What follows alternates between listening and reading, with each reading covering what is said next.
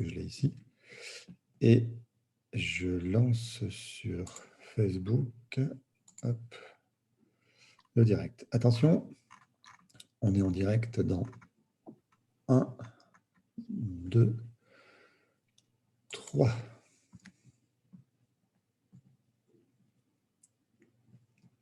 Je vais te dire quand exactement. Je vais dire bonjour.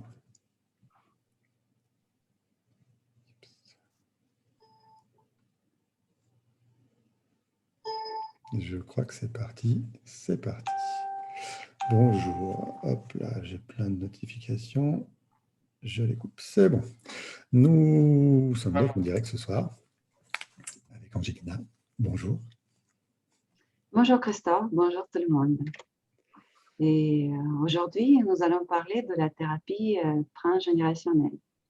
Un outil assez mystérieux et à la même temps assez précise. J'ai rencontré cette méthode particulière il n'y a pas longtemps et au début, j'étais assez sceptique. C'était difficile de comprendre comment les gens qui ont vécu et morts bien avant ma naissance peuvent influencer ma vie actuelle. Christophe, pourrais-tu nous l'expliquer, s'il te plaît? Et j'étais plus que sceptique, moi. J'étais carrément réfractaire à cette idée. C'est-à-dire que pour moi, c'était impossible. J'étais extrêmement cartésien, je travaillais dans un bureau d'études en industrie, et c'était impensable que des gens que j'ai jamais connus, qui sont morts depuis longtemps, aient pu influencer ma vie. Et il se trouve que la vie m'a proposé de changer d'avis sur toutes ces choses-là, brutalement. Ok. Et du coup, comme c'était un outil thérapeutique qui m'était proposé dans ma formation de décodage biologique que je faisais à l'époque, il y a longtemps, j'ai écouté ce qu'on m'a dit dans la formation, j'ai entendu, et puis j'ai fait le lien avec ma propre histoire. Et quand j'ai vu qu'il y avait des dates dans ma propre histoire qui me parlaient, c'était le fameux gisant de Salomon Selam, puisque c'était lui qui nous faisait cette formation-là ce jour-là, ben, j'ai compris qu'il y avait peut-être quelque chose qui était possible. Alors j'ai cherché, je me suis renseigné, j'ai lu ces livres, j'ai donc bien sûr écouté plus attentivement la fin du séminaire dans lequel j'étais. Et, euh, et c'était très logique, très cartésien, justement, pas du tout vaporeux comme je pensais au départ. Et c'est ça qui m'a attiré. C'est mon cerveau cartésien qui a été attiré par le transgénérationnel. Et c'était du transgénérationnel tel que nous l'a donné Salomon Selam. C'est quelque chose qu'on a revu par d'autres biais au cours de ma formation en décodage biologique, à travers nos outils en PNL, programmation neurolinguistique. Et j'ai découvert qu'on aurait, nous, futurs thérapeutes en décodage biologique, énormément d'outils pour nous aider dans ce domaine-là. Donc, j'ai creusé, parce que cette date que j'avais vue dans le premier jour du séminaire me parlait énormément. Alors, j'ai creusé, j'ai tenté de comprendre, j'ai fait des extrapolations de ce qu'on m'avait dit, j'ai cherché, j'ai comparé, j'ai commencé à travailler en direct avec, parce que ben, voilà, ça m'était proposé, donc j'ai essayé. Et très vite, très vite, dans les premières semaines après que j'ai appris ce nouvel outil, il y a une petite fille qui est venue, alors pas toute seule, c'était un petit bébé qui avait 5 mois, 4 mois à l'époque. Jade, elle s'appelle, toujours. Ses parents me l'amenaient parce qu'elle avait son taux de plaquettes qui chutait énormément, très vite. Elle était en train de faire une leucémie et les médecins spécialisés dans la leucémie chez les enfants n'avaient pas de solution et regardaient son taux de plaquettes chuter désespérément. Je ne sais plus qui m'a envoyé ses parents, mais grâce au décodage biologique, j'ai compris tout de suite qu'il y avait un lien avec les ancêtres. Donc, j'ai tenté de mettre en application ce que je savais tout de suite. Et j'ai travaillé avec chacun de ces deux parents, donc chacun sur leurs arbres à eux en tant qu'adultes. On a travaillé 2 séances, une par an, et le test sanguin a révélé des plaquettes qui commençaient à remonter au bout de 2 semaines. Et voilà, j'ai eu ma première preuve, moi, que ça fonctionnait, et j'étais vraiment le premier épaté de ça. Donc, c'est quelque chose que j'ai encore plus creusé, développé derrière, et je me le suis appliqué à moi-même, dans mon histoire. Il se trouve qu'en formation en décodage biologique, on est appelé à travailler sur nous, dans nos blessures et nos conflits. On est en quelque sorte nos propres cobayes avec nos collègues qui sont avec nous. Et j'ai utilisé les outils que j'avais à l'époque, qu'on nous donnait à l'époque, et ça m'a libéré, moi, d'énormément de séquelles de mon accident. C'était pourtant, combien? Entre 10 et 15 ans après l'accident, j'ai plus la date de quand est-ce que j'ai fait avec cette formation exactement. Et donc, j'ai creusé, j'ai continué. Maintenant, je continue. J'ai développé, amélioré ce qu'on m'avait transmis en l'unissant à d'autres outils thérapeutiques, plus de thérapie familiale que j'ai appris et expérimenté moi-même après. Et partant de là, j'ai créé la thérapie émotionnelle familiale et transgénérationnelle, TEFT. Et voilà. Est-ce que tu peux nous dire quelles problématiques peuvent être résolues avec cet outil, la thérapie transgénérationnelle? C'est une question intéressante. J'ai envie de dire tout, mais dans un certain pourcentage. En fait, on s'est rendu compte, quand je dis on, c'est les thérapeutes en décodage biologique qui ont exercé avant moi, je fais que reprendre le flambeau derrière, se sont rendus compte que à chaque fois qu'il y avait une maladie violente, avec une survie en jeu, ou des graves conséquences, sclérose en plaques, cancer, bien sûr, bref, toutes ces grosses maladies, il y avait ce qu'on appelle un rail transgénérationnel, c'est-à-dire ce rail transgénérationnel, c'est quelque chose qui, c'est un ressenti qui vient de nos ancêtres, un ressenti négatif, bien sûr, qui est là pour qu'on revive cette histoire-là. En fait, je vais m'écarter un peu de ta question, si tu veux bien, ou plutôt revenir à celle d'avant. Il y a tellement de choses à dire dans tous les sens. Je vais essayer d'être le plus précis possible.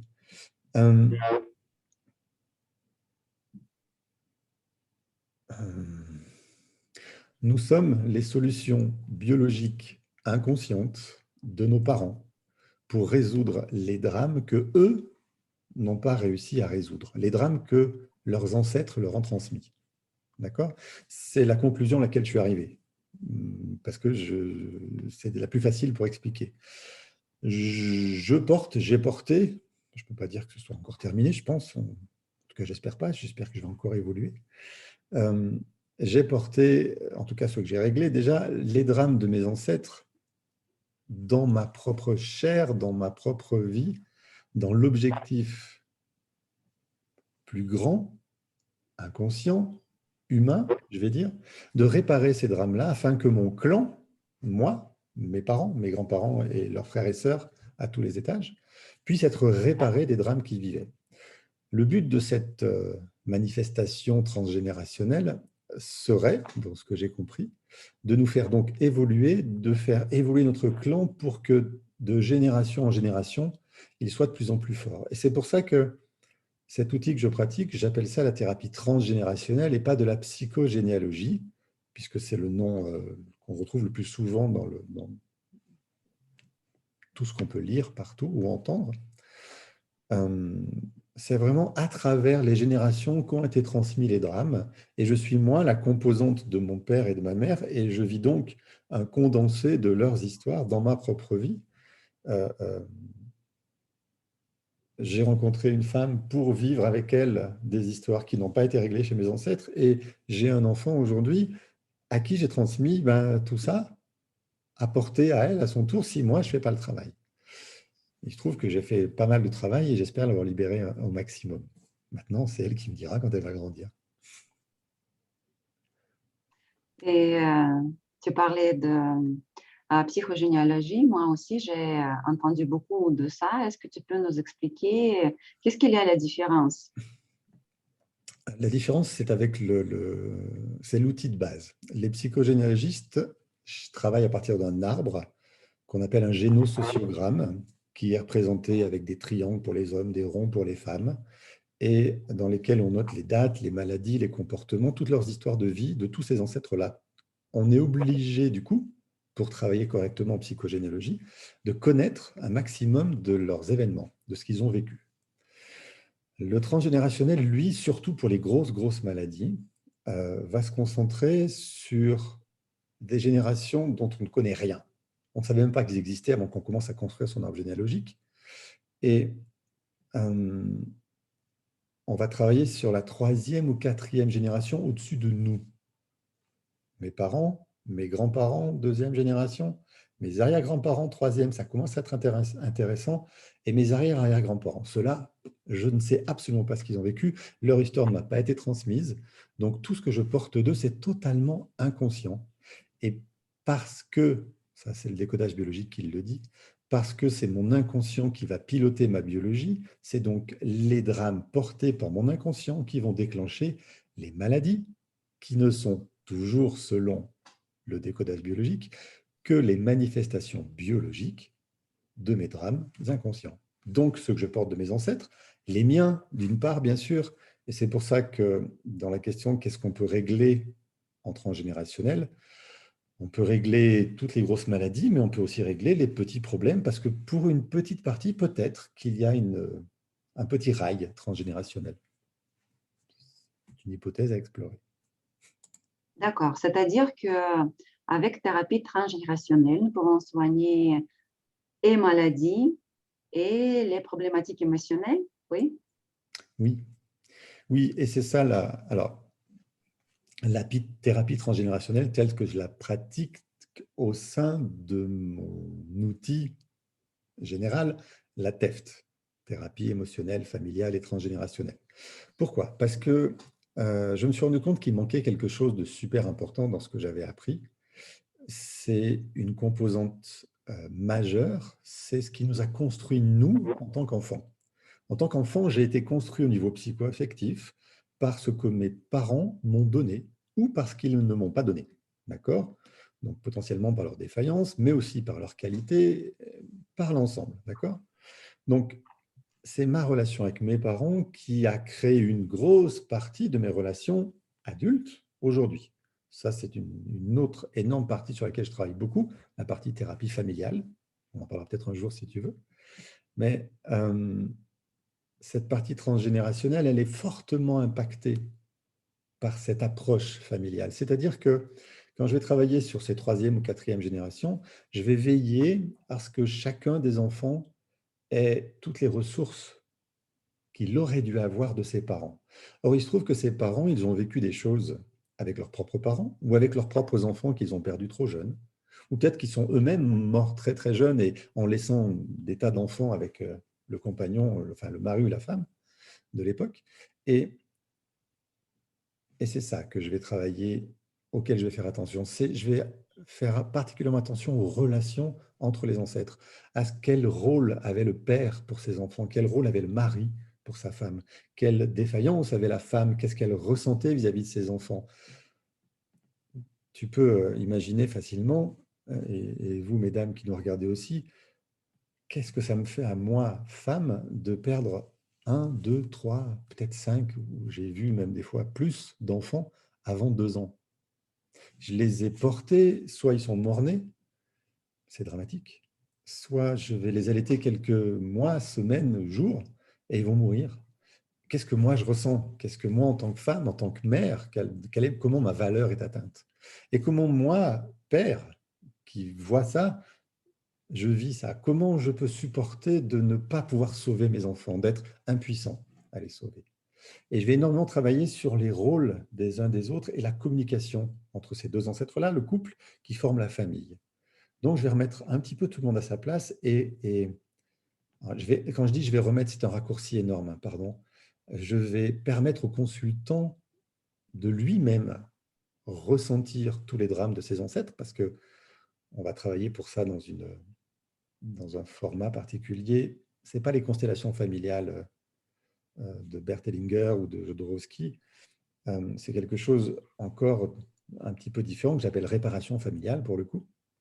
Et je vais permettre aux consultants de ressentir et d'exprimer tout ce qui n'a pas été exprimé par ses ancêtres, parce que c'est là que les drames sont installés, dans ce que le consultant va exprimer, donc dans ce qui n'a pas été exprimé par ses ancêtres. Et en l'exprimant, il va soulager le clan familial, parce que tous les ancêtres qui vont être autour de lui vont entendre sa douleur, sa blessure, sa dévalorisation, sa honte peut-être, son impuissance à avoir échoué là où il aurait dû réussir. Et les enfants qui meurent sont aussi coupables des fois de faire du mal à leurs parents en mourant.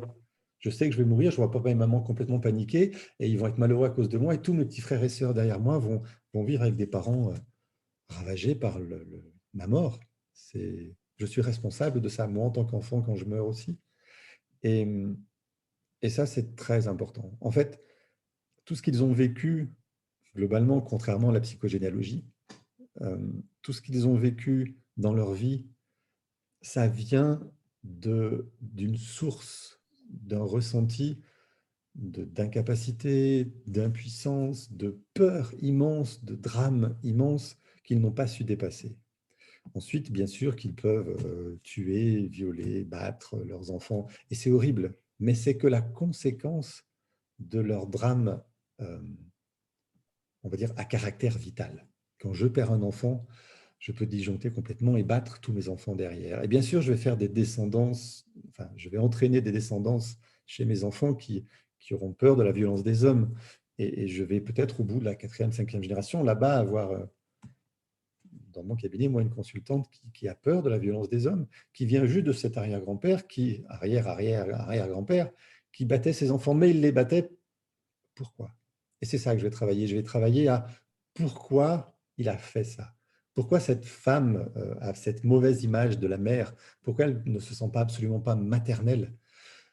Potentiellement parce qu'elle porte l'histoire d'une mère qui n'a pas pu élever ses enfants et qui a donc donné de la distance avec ses propres enfants, qui ne les prenait pas dans ses bras parce que c'était bien trop douloureux de les prendre, simplement parce que ça lui ramenait sa première histoire avec son premier enfant mort. Mais ici, on parle d'inconscient. Nous ne pouvons pas comprendre, oui, qu'il y a ce genre de choses dans notre histoire. Non, on ne peut pas le comprendre. On peut, ça fait partie de ce que j'ai préparé. Je vais voir si je peux vous le poster rapidement. Je ne sais pas où. Il faut que j'aille pour ça. Non, je ne peux pas. Je peux pas. Je peux pas. Si, là, peut-être. Non, pas plus. Bon, ben voilà. J'avais un sondage qui aurait dû apparaître quelque part. Ça n'apparaît pas. Tant pis. Vous ne l'aurez pas. La question que je voulais vous poser, c'est est-ce que vous avez déjà senti que ce truc-là que vous vivez, ce ressenti que vous avez, ce n'est pas le vôtre? Il ne vous appartient pas, ce n'est pas à vous, mais vous ne savez pas l'expliquer autrement. Eh bien, c'est ça qu'on peut ressentir. On peut ressentir ce truc, ce n'est pas à moi, je ne sais pas comment m'en débarrasser, ce n'est pas à moi, je ne sais pas faire avec. Ça, c'est qu'un ressenti, c'est complètement inconscient. Et c'est pour ça, ce qui m'intéressait dans le travail que Salomon Selam a présenté, que du coup j'ai extrapolé derrière, c'est qu'aujourd'hui, vous pouvez, si vous avez un arbre généalogique assez bien rempli, ça veut dire qu'il y a au moins une famille chez vos ancêtres, à n'importe quelle génération que ce soit, au moins une famille où il y a le père, la mère et tous les enfants, y compris les morts. Et c'est là que c'est parfois le plus difficile à trouver, c'est que dans les mémoires familiales, on ne parle pas des morts. C'est le secret de famille enterré sous le tapis, vous savez. Donc, ça va être vos recherches généalogiques qui vont découvrir ces fantômes dans les placards. Et parce que vous les aurez découverts, eh ben, on pourra travailler dessus. On pourra voir si vous, personnellement, vous êtes en lien, ce que j'appelle en lien de date, avec cette famille-là, ce drame-là, les gens qui sont autour de ce drame-là. Parce que pour moi, le lien, il se fait de cette façon-là. C'est assez étrange à dire, Euh, et j'ai tellement confiance dans cet état de fait qu'on est en lien avec des dates avec nos ancêtres, aussi bizarre que ça puisse paraître, que j'ai fait 2 émissions en direct où j'ai pris des arbres généalogiques de gens que je ne connaissais pas, dont je n'ai jamais entendu parler de l'histoire, et j'ai fait leur décodage de l'arbre en direct, c'est-à-dire que j'ai stabiloté leurs dates à eux, celles de leurs enfants, leurs maris, leurs conjoints, leurs ex, etc. Et j'ai reporté ces liens, j'ai fait les liens avec leurs ancêtres dans l'arbre, et en regardant ce que leurs ancêtres avaient vécu, j'ai pu leur faire des hypothèses. Est-ce que par hasard, vous auriez... non, est-ce que par hasard, je me souviens de la question, votre fille aurait de grosses difficultés dans ses projets, la mise en place de ses projets? Et là, ben, ouais, comment vous savez ça? Ben, parce que cette fille, elle portait l'histoire d'un ancêtre qui n'est pas né. En tout cas, il est mort-né. Son projet de vie s'est arrêté à sa naissance. Pouf, voilà, je ne nais pas. C'est un petit exemple qui est le plus frappant, j'ai envie de dire, mais tout va être comme ça. Et pendant plusieurs heures, c'est ça, j'ai ça sur la playlist qui est sur YouTube. YouTube, c'est facile, hein. Christophe Rossa, il n'y en a que un qui fait des vidéos sur YouTube, c'est moi. Vous ne pouvez pas vous tromper. C'est comme mon site web, Christophe Rossa sur Google. Vous tombez sur mon site web où vous ne pouvez pas vous tromper non plus. Et dans la playlist transgénérationnelle, il y a ces 2 vidéos de 3h30 et 4h. Et les gens qui commencent à regarder ça me disent, mais je n'ai pas pu m'arrêter, j'ai fini à 2h du matin, c'était tellement chouette et intéressant. Et moi, je n'ai pas pu m'arrêter quand j'ai fait cette vidéo, c'était tellement chouette et intéressant de partager ça avec les gens que ben voilà, j'ai démontré en direct qu'on pouvait faire des hypothèses qui s'avèrent justes sur la vie des gens. Et ça, c'est la démonstration par l'inverse de ben, votre vie, elle est comme ça, vous vivez ça, vous avez telle et telle maladie. Ben ouais, ben ça appartient peut-être à vos ancêtres. Il suffit de travailler sur votre arbre, de décoder votre arbre. On arrivera à identifier quelle famille il faut travailler en priorité parce qu'il y a toujours des familles prioritaires par rapport aux autres. Et c'est ça que j'ai particulièrement développé, c'est la technique pour arriver à trouver laquelle de mes nombreuses familles. Hein, vous imaginez, vous êtes un, vos parents forment 2 autres familles avec leurs frères et sœurs, puis il y en a 4 au-dessus, puis après il y en a 8, puis après il y en a 16 à cette 4e génération. 16 familles potentielles. Laquelle de ces 16, 8, 4, je vais travailler en priorité? Ben, mon inconscient, il le sait, parce qu'il est connecté. Mais moi, thérapeute, je ne sais pas. Et vous ne savez pas non plus. Il n'y a que quand on va faire le décodage de votre arbre que vous allez comprendre et vérifier, valider par les dates. Et je vous jure que c'est impressionnant parce que c'est bien comme ça que ça marche, en fait. Et ouais, c'est maintenant une quasi-certitude, j'ai envie de dire, mais que je remets en question, bien sûr, à chaque décodage, chaque nouveau décodage d'arbre que je fais. Et à chaque fois, je dois me dire, bah, si, ça marche bien comme ça. Et à tel point aussi que je m'amuse et j'apprends à mes élèves, du coup, qui sont en formation TEFT, je leur apprends à faire des paris. Il y a, par exemple, on sait à la 3e génération qu'il y a une petite sœur qui est morte. Et bien, en regardant les dates autour de cette petite sœur, donc de père, de la mère, de le frère et sœur, et surtout des descendants, j'arrive à estimer à quelle date précise. Elle est morte précise à plus ou moins 7 jours, mais voilà. Et aujourd'hui, je crois que mes paris, ils ont une réussite de 90%. Donc, ouais, c'est complètement possible de deviner à l'avance à quelle date il y a eu le drame. Et c'est chouette. C'est chouette parce que ça ouvre des portes immenses à ceux qui ont galéré jusque-là à résoudre leurs problèmes. Donc, une arbre généalogique, c'est le truc nécessaire pour cette thérapie. Alors, je me suis bien avancé. Oui et non. Disons qu'avec l'arbre généalogique, on va pouvoir forcément trouver les liens avec les ancêtres. C'est obligé. On va y arriver et ça va fonctionner. Votre cerveau conscient aura la preuve, si on peut dire, hein, qu'il y a des liens de date, ce qui ne veut pas forcément dire grand-chose pour lui. Mais en tout cas, il sera plus apte à vous permettre de travailler dans la façon dont je propose. Néanmoins, il y a des gens qui viennent de pays où il n'y avait pas de calendrier avant 1900. Je parle de tous les pays d'Afrique du Nord, par exemple, des gens qui viennent des pays qui ont vécu la guerre, où tout a été rasé, brûlé, il n'y a pas d'archives du tout. Donc, dans ces cas-là, on ne peut pas construire d'arbre généalogique. Il est possible de travailler quand même. C'est quelque chose que je fais vraiment que de temps en temps, mais qui marche très, très bien aussi. On travaille aussi sur un arbre généalogique, entre guillemets, mais d'une façon complètement différente, uniquement dans le ressenti de la personne. Et ça fonctionne. Le mieux, c'est l'arbre généalogique. Et pour tous les Européens que nous sommes en majorité, bon, je m'avance peut-être un petit peu, qu'on n'est peut-être pas tous Européens en majorité, il est complètement possible de trouver ces renseignements-là dans les archives, on va dire, d'état civil que notre État a mis en place depuis que l'État existe. Avant, l'État, c'était souvent l'Église qui s'occupait de ça. Mais oui, avoir un arbre, ça donne des signes tangibles de ces biens-là, et ça me permet à moi de mieux estimer quel drame il y a pu y avoir et de faire travailler plus précisément, plus chirurgicalement, j'ai envie de dire, les gens sur leur ressenti et leur drame. Donc oui, c'est intéressant. Ok, donc il y a bonne nouvelle pour nous, par exemple, en Russie, c'est assez difficile de trouver l'information. Il y avait la guerre, il y avait l'époque, les prénoms, un nom de famille était changé, etc., etc. Donc c'est difficile de trouver quelque information. Je peux te montrer un truc. Vas-y. J'ai ressorti là, de mes archives l'arbre d'une femme russe avec laquelle j'ai travaillé. Hmm, Ouais.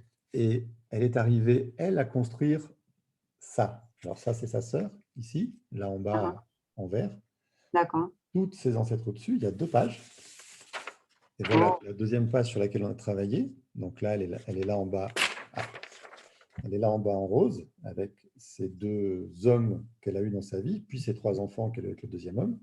mhm, Voilà. Et tout ça, c'est tous ses ancêtres. Et grâce aux petites dates qu'elle a récupérées, donc elle est là, hein, 1, mhm, 2, 3 générations dessus d'elle, elle a réussi à récupérer des dates quand même. Et bien, on est arrivé à faire des liens. Vous voyez les couleurs qui sont reportées là de l'un sur l'autre. Et avec ces liens, à travailler ces histoires-là. Précisément parce qu'on avait l'idée précise grâce aux dates que, tiens, il y a quelque chose qui avait à travailler ici. Et en fait, mhm, quand elle a fait son arbre, elle a découvert que le premier mari de cette femme-là, qui est son ancêtre, son premier mari, il est mort très jeune, et ils ont eu un enfant qui est mort aussi très jeune. Et il s'est trouvé que cette grand-mère-là, elle s'est remariée avec un autre, ils ont eu 2 enfants, et c'est de là que vient la consultante. Mais travailler cette première histoire avec ce premier mari, ben, c'était la clé de sa libération, j'ai envie de dire. Donc, d'accord, c'est impressionnant. même en Russie, quand on cherche, apparemment, on trouve. Ne me demandez pas comment, parce que ce n'est pas mon pays de prédilection. Mais oui, on peut trouver tout ça, et ça fait partie des questions qui est dans le sondage qui est perdu dans les méandres facebookiennes. Je vais quand même essayer de le retrouver. Non, c'est trop le bazar. Ouais, c'est trop le bazar. C'est dommage.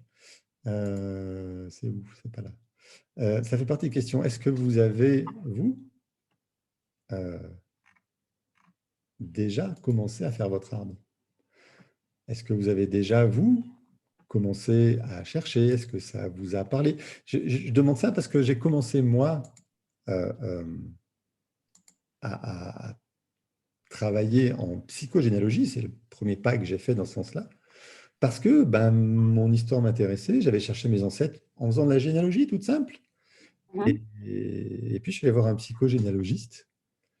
Et bon, à l'époque, j'étais pas assez ouvert encore. Et du coup, les 2, 3 séances qu'on a fait m'ont absolument rien apporté. Ça venait de moi, hein, j'espère, en tout cas. Et il se trouve qu'après, j'ai pu travailler encore sur cet arbre-là, le développer encore, et vraiment appliquer à moi ces principes dont je vous parle aujourd'hui. Donc, ouais, c'est intéressant à trouver et à faire son arbre. Je suis... Je cherche... non, c'est pas ça. C'est ça, peut-être. Non, c'est pas ça non plus. Ok, bah, je ne sais pas. Je n'arrive pas à me connecter. Ce sera pour une prochaine fois.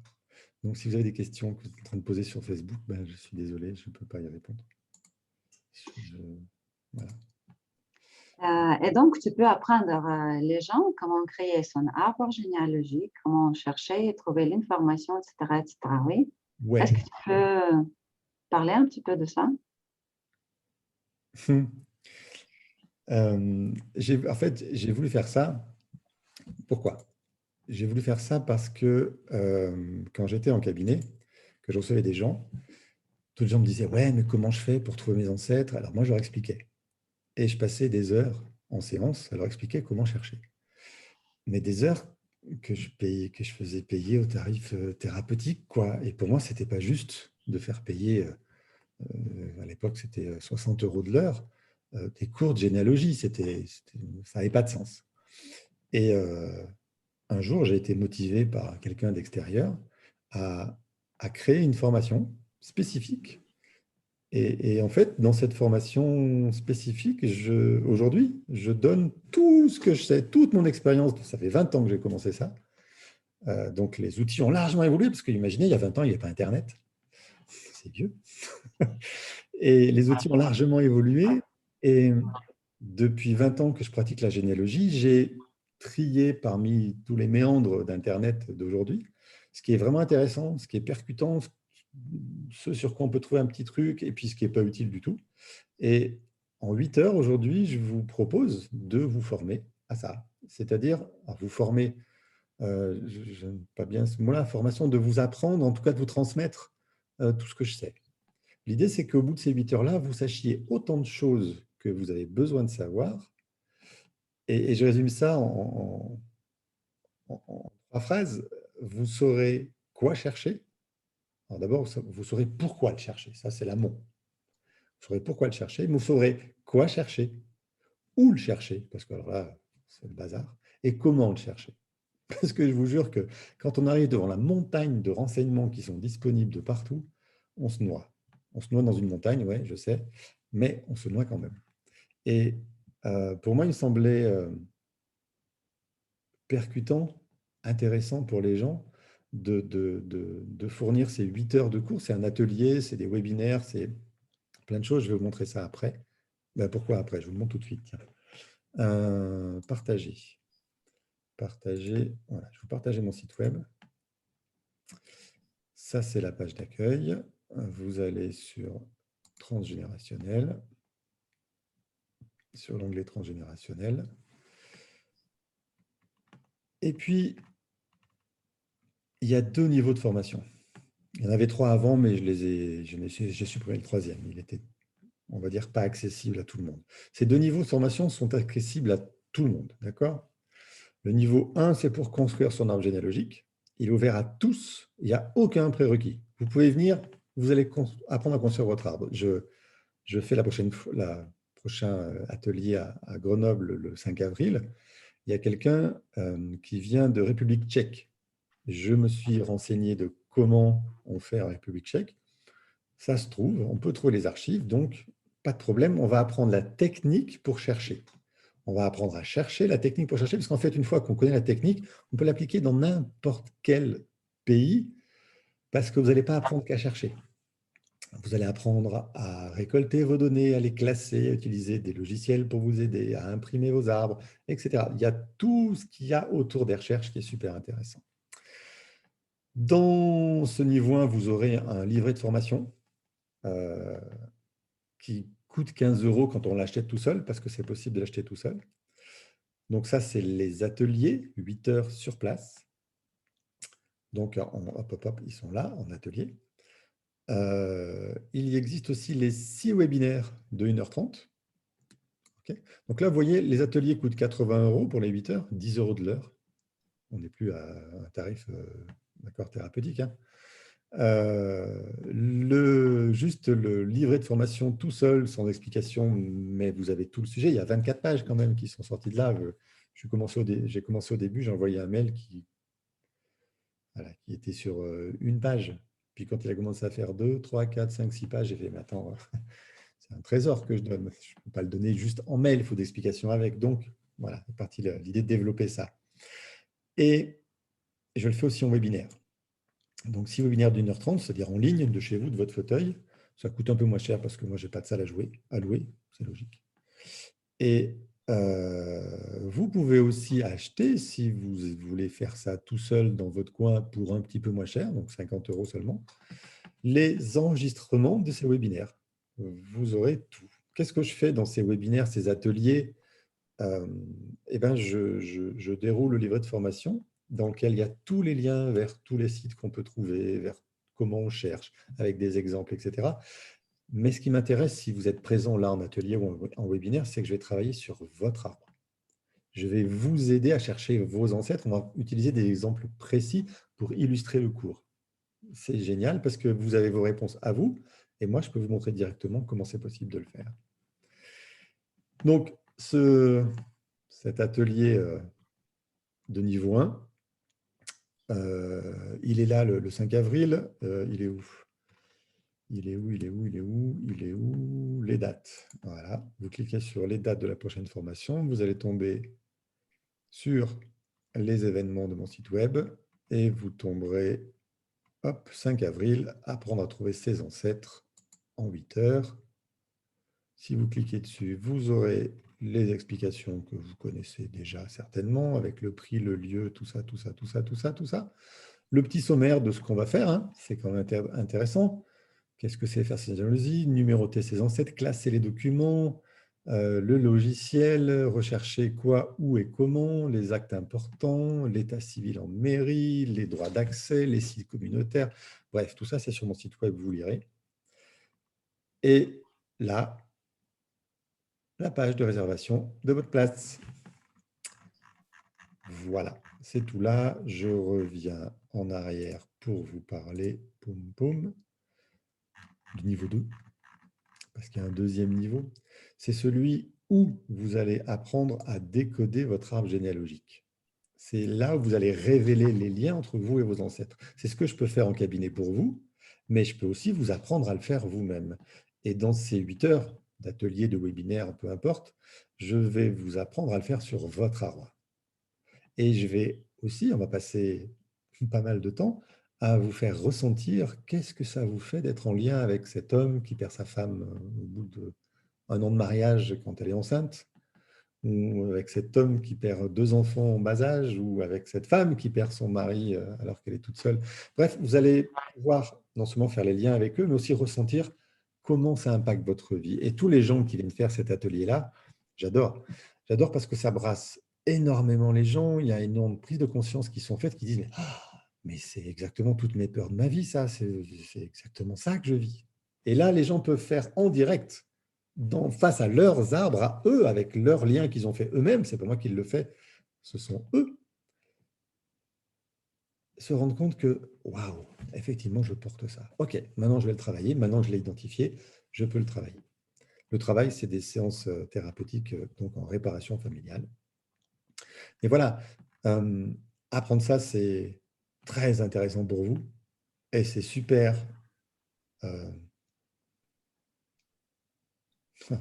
Comment je vais dire?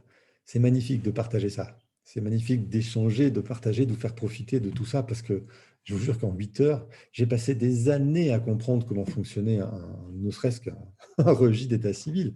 Alors, s'il y avait eu les sites web à l'époque, mais j'imagine même pas ce que vous essayez de vivre maintenant. C'est pas possible. Vous pouvez passer des années à apprendre tout ça. Bref, je me suis peut-être étalé. Est-ce que tu as d'autres questions? Pardon. Euh, je sais que tu peux parler de ce sujet pour longtemps. Je pense que nous pouvons terminer là. Tu as donné assez claires réponses. Tu as raconté de l'atelier, de formation que tu fais. Juste une question. Est-ce que les gens, après cette formation que tu as racontée juste maintenant, est-ce que les gens peuvent travailler avec les autres pour aider les autres à chercher, trouver les liens? Non, ça c'est le niveau 3 que j'avais mis en place tout au début à l'époque et je l'ai vite retiré parce qu'en fait, dans ce niveau 3, il y a besoin d'énormément d'outils et de pratiques thérapeutiques. Et aujourd'hui, les gens que je forme dans ma formation TEFT, parce que je propose des formations pour devenir thérapeute TEFT à côté, Ces gens-là doivent passer par tout le cursus, c'est-à-dire combien, je ne me souviens plus de séminaires, 4, 12, 15, je crois 15 webinaires de 3 jours, 15 séminaires de 3 jours, avant d'apprendre cet outil-là qui est le- la somme de tout le décodage, la PNL, la présence thérapeutique. C'est vraiment la somme de tout ça, donc je ne peux pas le donner tout seul. Mais ça ferait partie de la formation TEFT, et peut-être qu'on pourra en parler un jour si ça t'intéresse. Donc, ce niveau 3, j'ai arrêté de le donner comme ça parce que je me suis rendu compte que tout ce que j'avais appris donc, depuis ces 15 années-là, non, ça, je ne peux pas le donner en 3 jours ou en 4 jours ou même en 12 jours. Enfin, voilà, il y a ces 15 modules à faire pour arriver petit à petit, au fil du temps, y arriver à pouvoir travailler. Donc, ces 2 ateliers-là que je donne, c'est un pour construire son arbre, l'autre pour identifier ses ancêtres, mais on ne peut absolument pas travailler en thérapie avec. Ça demande des connaissances, des ressources qui ne sont pas données dans ces 2 niveaux-là. D'accord? Ça, c'est que en thérapie TEFT. Par contre, ce que je peux proposer, si ça intéresse les gens, je verrai les retours dans le chat, que je ne lis pas, désolé, je suis désolé, je le lirai. Je vous réponds tout de suite derrière. Si ça vous intéresse, je peux développer ce sujet-là, c'est-à-dire qu'est-ce qu'on porte, comment on fait, à quoi ça ressemble, qu'est-ce que c'est que la réparation familiale. Toutes les questions que vous posez autour de tout ce que je viens de dire, et j'en ai déjà dit pas mal aujourd'hui, je peux répondre à tout ça et on peut faire, si vous voulez, une autre émission avec ça. Et je pense qu'Angelina, tu auras d'autres questions qui viendront au fur et à mesure de la discussion. D'accord. Merci beaucoup, Christophe, pour tes réponses. J'espère que mes questions étaient aussi intéressantes pour les gens. Oui, je pense. Vu mes réponses, ça devrait les intéresser. Mais on a peut-être loupé des sujets auxquels je ne pense pas parce que voilà, je suis là avec toi et je ne pense pas à tout. D'accord. Donc, à la prochaine fois. J'espère. Bonne soirée à toi, bonne soirée à tout le monde. Bonne soirée. Au revoir. Au Merci. revoir. C'est pas ça qu'il faut que je fasse.